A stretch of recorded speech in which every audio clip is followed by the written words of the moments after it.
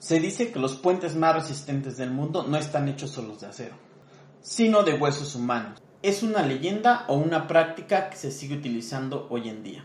¿Y esto es realidad? Sí y no, y te lo voy a explicar. Desde hace más de 5000 años la gente ha enterrado personas para que las construcciones no se caigan. Advertencia, este video trata de sacrificios humanos, con tema cultural y educativo. Y esto para que no se promueva la violencia. ¿Por qué enterrar gente en las construcciones? Ahora mira esta imagen.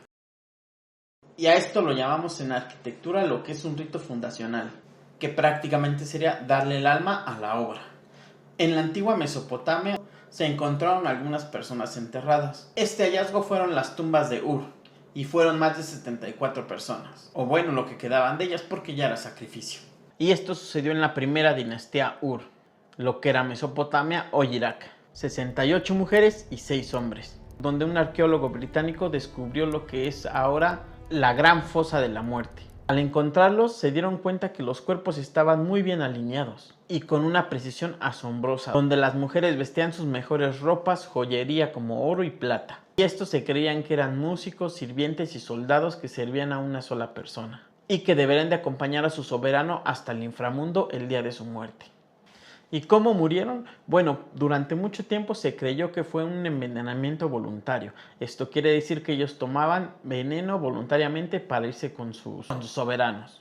Pero en el 2009 todo ese mito terminó, ya que hicieron estudios forenses y determinó que ellos no murieron de envenenamiento, sino que existían diferentes fracturas en su cuerpo. Quiere decir que después de que murieron los embalsamaban y le daban un tratamiento para que se vieran como si estuvieran vivos. Claro, durante la ceremonia antes de ser enterrados. Este tipo de rituales parece ser un sacrificio limitado en el tiempo. Y esto quiere decir que lo hacían más por poder real, porque el soberano necesitaba su corte real en el más allá. Y esto no es una leyenda, aquí la arqueología y la ciencia lo confirmó. Y ahora pasamos de Mesopotamia a Japón.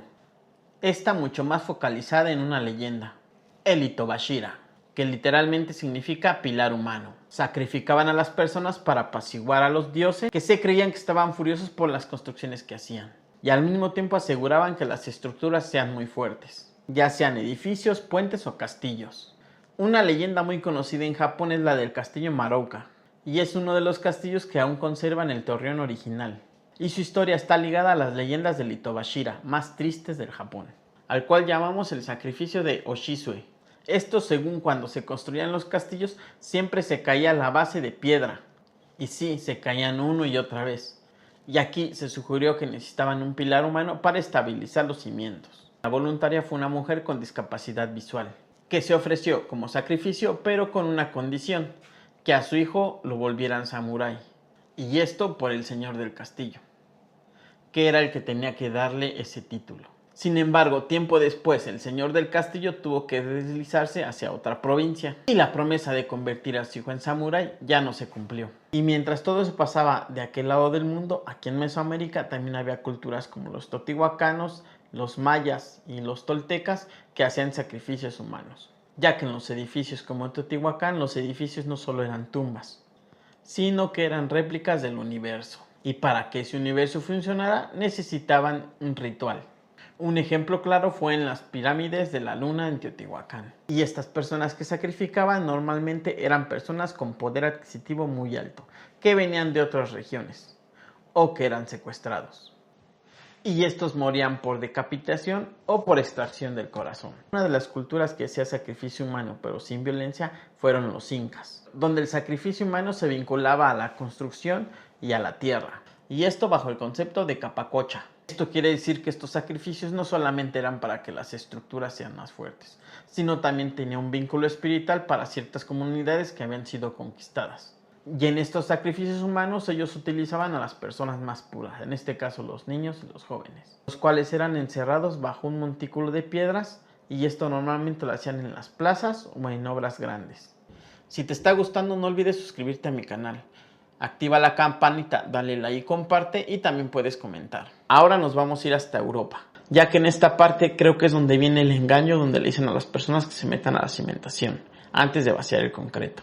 En Europa del Este el sacrificio estaba más ligado a la perfección de la obra, y ahí emerge un mito desgarrador que se repite en cada puente o en cada construcción grande.